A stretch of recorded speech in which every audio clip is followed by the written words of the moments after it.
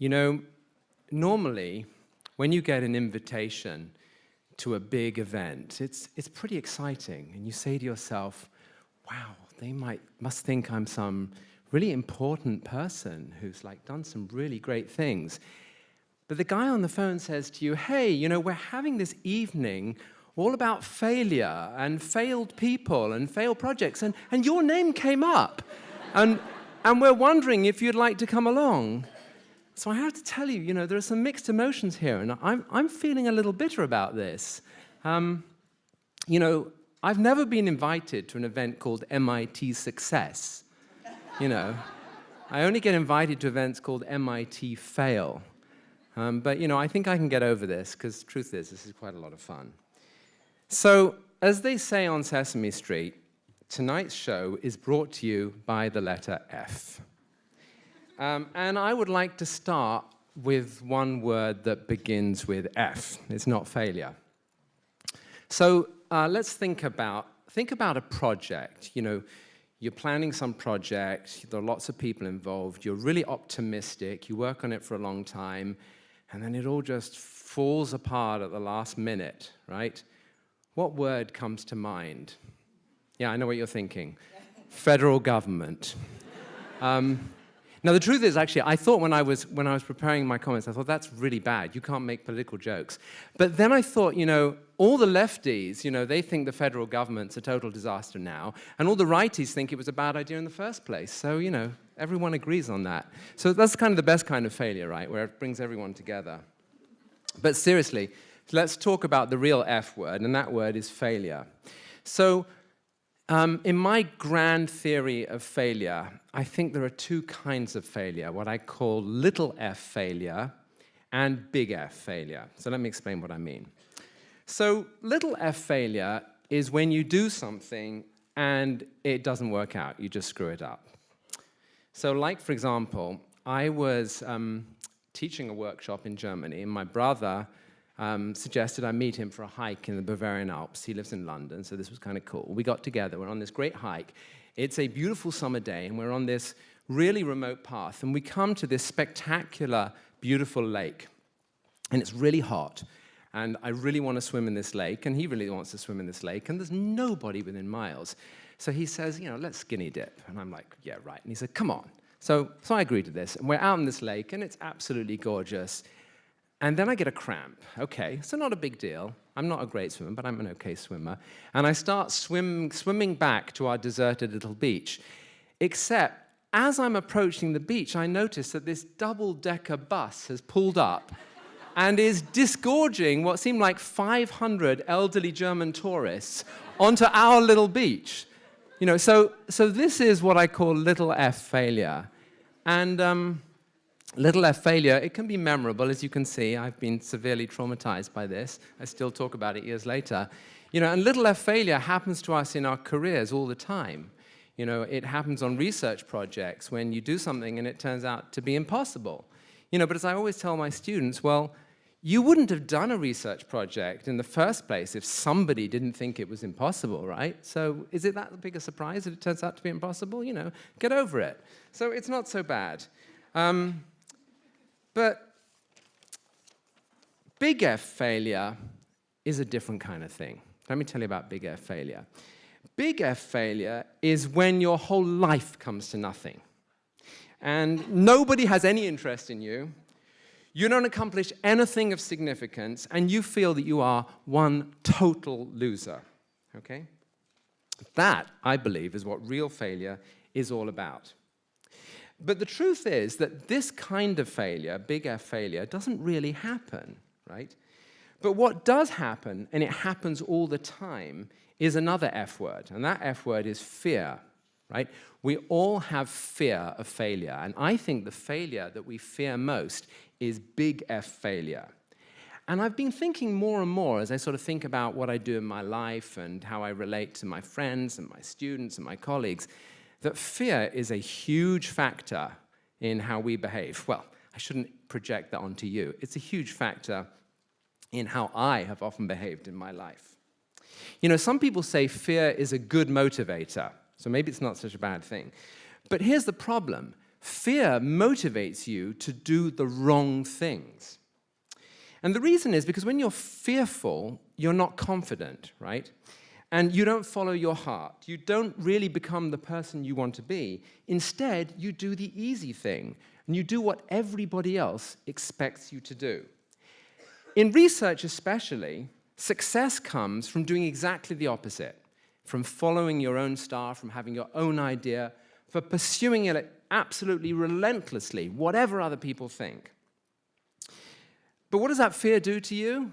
It makes you behave differently. We don't actually do that, do we, when we're fearful? We do the conventional thing because we're tied to the culture and the community that we belong to, and its values and assumptions and prejudice and goals, etc. So take my own field, which is computer science, right? So in computer science at the moment, there is nothing cooler than blockchain technology. How many of you know what blockchain is? Yeah, okay, a bunch of you. So that's Bitcoin and stuff like that, right? So everybody is talking about blockchain. And if you want to, if you want to do a startup and get lots of venture capital money, I recommend blockchain. It's really hot. And in all my consulting projects, all the companies are always saying like, oh, tell us about blockchain. Can you give a lecture about blockchain? But there's this big secret. And the secret is the blockchain actually isn't really useful for anything at all. Well, actually, that's not entirely true. It does have one very important use, and that is if you want to run a ransomware extortion ring, blockchain is really good. And actually, it has some other pretty legitimate uses, like maybe you want to run an international drug cartel, or you want to like trade weapons, Blockchain's really good for that kind of stuff as well. But the truth is, actually, even in those applications, it's not so ideal because, say you're running your drug cartel. You see, you didn't expect the kind of lessons you were going to get tonight, did you, in technology? You're running your drug cartel. At some point, you'd like to turn your Bitcoin into cash, right? So all those promises about anonymity, they're pretty flaky. So you have your new idea. Let's say, your big insight is you're going to do the first social media app for pets, right? And this is going to be your unicorn company. It's going to take over the world, But sooner or later, you're thinking about blockchain. And when the VCs say, is this a pet app blockchain-enabled? You say, oh, yes, of course, it's blockchain-enabled. Every pet has Bitcoin, yes. Oh yes, that's always the way we do things. Everything's blockchain-enabled. So the problem is our lives are blockchain-enabled. That we're unable to escape because of our fears. We're unable to escape convention.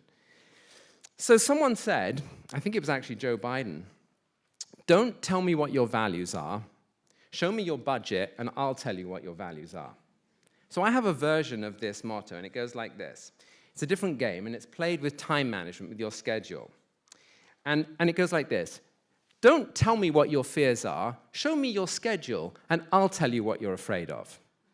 Now, why is that? So I asked myself a while back, why is my schedule so packed? And I realized it's because I'm just so afraid of saying no. What am I afraid of? I'm afraid, if I say no to that committee assignment, my colleagues will think I'm some kind of freeloader. If I say no to that, great invitation to participate in a summer school or a workshop, then my research career will come to an end. If I say no and I don't do that grant application or I don't collaborate with those people, I'll be left behind, I'll have no money, everything will fall apart, it will all be a catastrophe, I'll be a has-been, I'll be dead wood, these kinds of things, right? So what do? You fill your schedule up with tons of stuff that you don't really want to do, right? And that actually leads to lots of failure in its own way. So how do we fix this? So we fix it by figuring out what we really want to do and then saying no to almost everything else. But that, of course, is easier said than done. Because in order to start saying no to things, you have to overcome your fear. And how do we do that? And that's, I think, a really big challenge. So there's a guy called Bob Keegan, who's a kind of theorist of education and business at this little liberal arts college somewhere up the river. And he has this really cool idea. And his observation is this. He says, if you look at most companies, you find that the people who work for those companies are doing two jobs. And because of that, they're actually wasting a huge amount of energy, and the company is not performing that well. Right? So what are the two jobs? Well, one job is their day job, and the other job is hiding all their deficiencies and fears, right? And I think that universities are pretty like companies in this respect, maybe even more so. We spend a lot of time hiding the fact that we're not as good as we'd like people to think we are.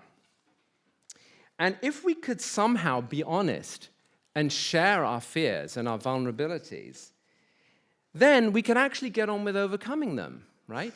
And we could actually achieve all the things that we want to achieve. And we could become the people that we want to be. So that's why talking about fear and talking about failure and the things that we fear is really the key to changing ourselves and the culture in which we live. And that's what tonight is all about. And that's why I think that MIT CSAIL is such a fantastic institution.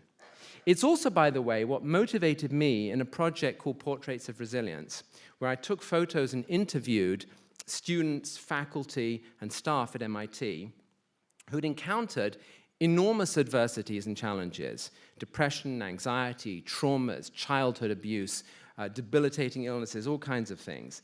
But they overcame their fears, and they have quite extraordinary, inspiring stories of how they overcame those fears and how they came to find meaning and purpose and great success in their lives. And one of the things I'm very excited to tell you is that a very generous alumnus called Henry Lickstein has actually bought a copy of my book for every one of you. So you will actually receive a copy of the book on your way out tonight. And I'm very grateful indeed to Henry for doing that. Actually, some alumni bought a copy for every undergraduate freshman a year ago. And Henry saw what a great idea this was, and his incredible generosity, he decided that he would buy a whole load more copies for members of the community. So I'm really thrilled by that. So finally, I'll tell you the F words that really motivate me to be here tonight, and those are fantastic and fun.